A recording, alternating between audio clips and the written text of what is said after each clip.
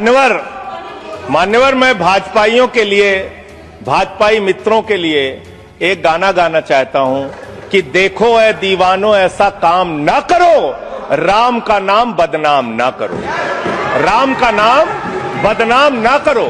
इस जी राम जी योजना के नाम पे पूरे देश में आप लोगों का जो भ्रष्टाचार है, हम नहीं चाहते कि वो हमारे आराध्य भगवान श्री राम के साथ जुड़े।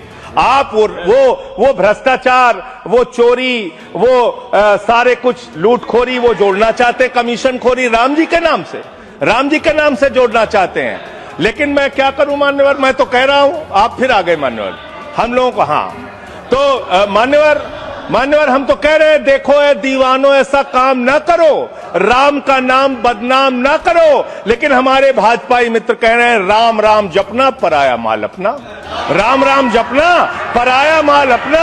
इनका ध्यान लूटखोरी और भ्रष्टाचार में लगा हुआ है। इस कानून में क्या लिखा हुआ है मान्यवर? इस कानून में लिखा हुआ है, इस कानून में लिखा हुआ है मान्यवर, इसमें लिखा हुआ है कि 40% हिस्सा राज्य सरकारें देंगी, 60% हिस्सा केंद्र सरकार देगी।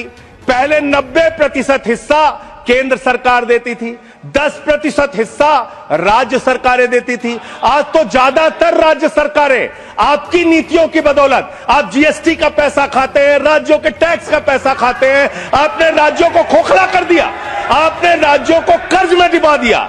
अब आप कह रहे हैं राज्य सरकारें इसमें पैसा लगाएंगी, यानी आप इस योजना को मारना चाहते हैं, आप इस देश के मजदूरों का हक मारना चाहते हैं, इस योजना को पूरी तरीके से खत्म और समाप्त करना चाहते हैं। इस मंशा से आप इस योजना को लेके आए हैं, क्योंकि राज्यों के ऊपर आज जो कर्जा है वो मैं पढ़ के आपके सामने सुनाना चाहता हूं।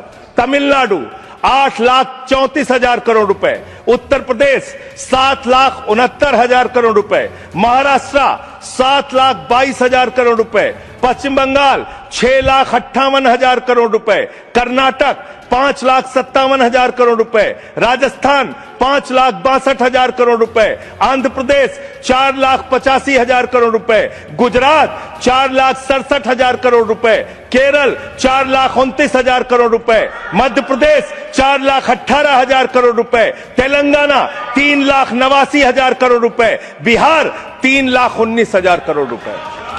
ये कर्जे में डूबे हुए राज्यों से, ये कर्जे में डूबे हुए राज्यों से आप ये कह रहे हैं कि 40% पैसा लगाओ, यानी कि सर आप ये हम बोल रहे हैं, कौन बोल रहा है सर?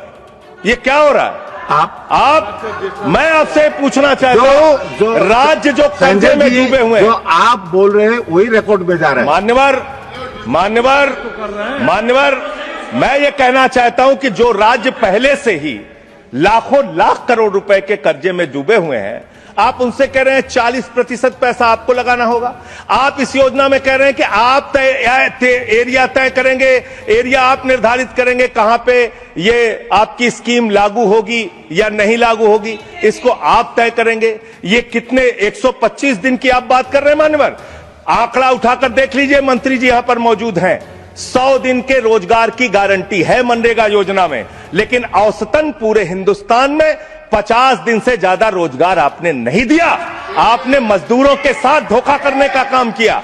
और आंकड़े ये बताते हैं कि आपका जो बजट का निर्धारण होता है 12 करोड़ लोगों के लिए 267 रुपए के हिसाब से अगर आप मजदूरी निर्धारित करते हैं तो करीब करीब 3,13,000 करोड़ रुपए बनती है। आप उसके लिए 86,000 करोड़ रुपए का बजट रख रहे हैं, यानी कि मंशा आपकी शुरू से स्वयं यही है कि आप इस योजना के तहत लोगों को काम नहीं देना चाहते हैं, मजदूरी नहीं देना चाहते हैं। लेकिन मजदूरों के हक में, मजदूरों की आवाज उठाने वाले लोग देश भर में संगठित हो रहे हैं। ये आप दूसरा अपराध करने जा रहे हैं। मैं आपको कहना चाहता हूं, आपके माध्यम से इस सरकार को चेतावनी देना चाहता हूं।